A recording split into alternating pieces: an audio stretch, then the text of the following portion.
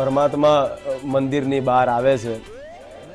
Generally એવું કહી શકાય આપણે કે સામાન્ય વાત એવી છે કે પરમાત્મા બહાર આવે તો બધાને એવી ખબર હશે કે ભગવાન ભક્તોને જોવા આવે છે અને બધાનું નિરીક્ષણ કરે છે. જેમ એક રાજા એક રાજગાદીએ બેઠા પછી એને એની પ્રજાની ચિંતા હોય, એને પ્રજાનું સુખ ઈચ્છવું હોય, એને પ્રજાની કોઈ વેદના સાંભળવી હોય ત્યારે પરમાત્મા આવે છે બધાની વચ્ચે કે જેને જે કોઈ પણ તકલીફ હોય એ મારી સમક્ષ મૂકો, એ બધા તમારા દુઃખ હું દૂર કરીશ. દીકરાઓ હંમેશા એના મમ્મી અને પપ્પા જોડે જ જાય, એની આગળ જ વંદન કરે. આટલી બધી જનમેદની આપણને ગર્વ થાય કે ખરેખર ભક્તો પડ્યા છે, ઈશ્વર છે અને એ પરમાત્માને દર્શન કરવા ભગવાન જેટલા આતુર છે એટલા જ ભારોભાર ભક્તો પણ આતુર છે. ત્યારે એટલી બધી ભીડ થાય છે અને ભગવાનને એમ થાય છે કે ના, આ બધાને મારે ખૂબ આપવું છે. એ જે માગશે, જે ઈચ્છશે, જે વિચારશે એ બધું એમને હું આપીશ. એ પરમાત્માની કરુણતા છે.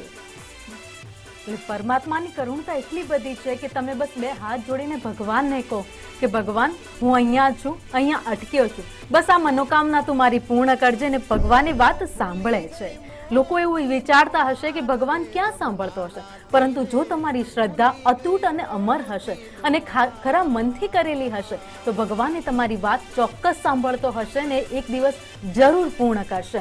સમયથી જલ્દી ક્યારેય કોઈને નથી મળ્યું, રાહ જોવી પડશે, પરંતુ હા, એ તમારું કામ છે. અટકેલું કામ હોય કે વાત હોય જરૂર પૂર્ણ થશે.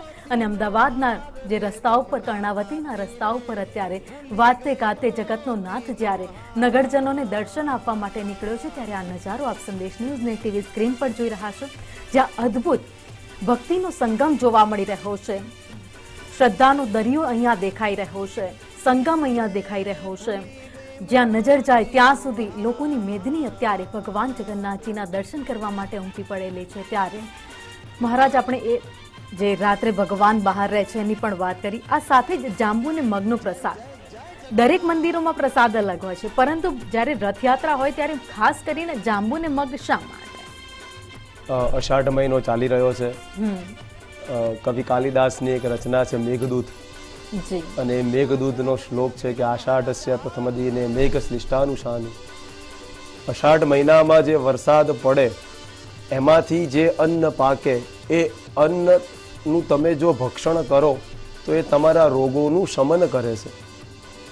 અને એમાં પાકેલા અન્ન, ઋતુ પ્રમાણેના ફળ ફળાદી તમે જો ખાઓ તો તમારું શરીર પુષ્ટ થાય છે, તમને એક એનર્જી, તમને એક ઉર્જા પ્રાપ્ત થાય છે.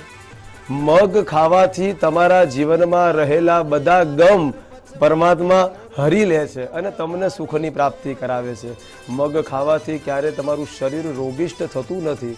અને આવા બધા પ્રસાદમાં, પ્રસાદ આપતી વખતે પ્રસાદનો અર્થ શું કીધો? શ્રીમદ ભગવદ્ ગીતા એવું બતાવે છે કે પ્રસાદે સર્વ દુઃખાનામ હાનિ રસ્યોપજાયતે. જે વ્યક્તિ મારા પ્રસાદનો એક કણ પણ જો મુખમાં મૂકશે ને તેના ભવે ભવના બંધન હું તોડી નાખીશ. એ મારું વચન છે. એટલી તાકાત પ્રસાદમાં રહેલી છે. આપણે બધાએ શ્રી સત્યનારાયણ દેવની કથા સાંભળી હશે. એમાં પ્રસાદનો અનાદર થાય છે. કલાવતી પ્રસાદનો અનાદર કરે છે એટલે એના પતિને પરમાત્માએ સમુદ્રમાં અદૃશ્ય કરી દીધો. આપણને એમ થાય શા માટે આવું કર્યું? પણ પરમાત્મા સંદેશ આપે છે. જે સંદેશ એવો આપે છે કે એ તારી દીકરીએ મારો પ્રસાદ નથી લીધો એટલે અદૃશ્ય થયો છે. ક્યાંક અનાદર થયો એટલે પરમાત્મા ટકોર કરે છે, કોઈને કોઈ રીતે ટકોર કરે છે. એમાં આપણી આંખ ખુલે છે અને આપણને એનું ભાન થાય છે કે આ ગ્રહણ કરીશ તો મને કોઈ વાંધો આવશે નહીં. એટલા માટે અહીંયા મગ અને જાંબુનો એ ઋતુ પ્રમાણેના ફળ છે, એનો પ્રસાદ ગ્રહણ કરવામાં આવે છે. કારણ કે એ સિઝનમાં એ વસ્તુ ઉત્પન્ન થાય છે, એનો જ પરમાત્મા ભોગ સ્વીકારે છે. અને એટલા જ માટે જાંબુ અને મગનો પ્રસાદ છે એ રથયાત્રામાં ભગવાનને ચડાવવામાં આવતો હોય છે. અને અત્યારે આ અલગ અલગ દ્રશ્યો આપને ટીવી સ્ક્રીન પર બતાવી રહ્યા છે. 149મી ભગવાન જગન્નાથજીની રથયાત્રા અમદાવાદના રસ્તા ઉપર. અને હવે સીધા જ જઈએ દરિયાપુર, જ્યાં અમારા સંવાદદાતા કશ્યપ જોશી અમારી સાથે જોડાઈ ગયા છે. કશ્યપ, અત્યારે દરિયાપુરમાં માહોલ કેવો જોવા મળી રહ્યો છે? ટેબ્લો ત્યાં સુધી પહોંચ્યા છે કે નહીં? કેટલી જનમેદની ત્યાં દેખાઈ રહી છે અને લોકોમાં પણ કેટલો ઉત્સાહ છે?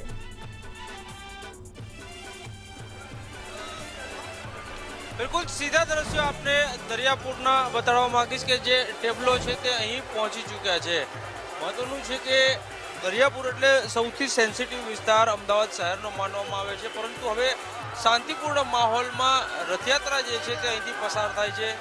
સૌથી વધારે બંદોબસ્ત અમદાવાદ શહેરમાં જે જોર્ડન રોડ છે ત્યાં રાખવામાં આવતો હોય છે.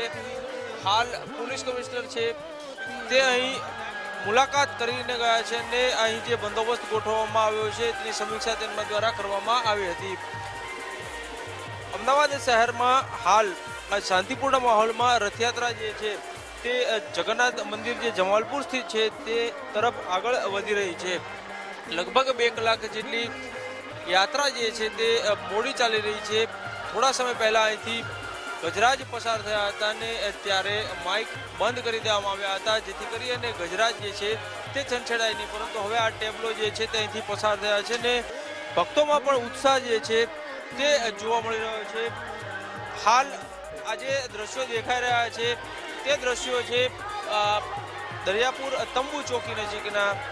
અહીં પેરામિલિટરી ફોર્સ સહિતના જવાનો જે છે તે અહીં બંદોબસ્તમાં તૈનાત છે, જેથી કરી અને માહોલ બગડે નહીં અને શાંતિપૂર્ણ રીતે યાત્રા અહીંથી પસાર થઈ શકે.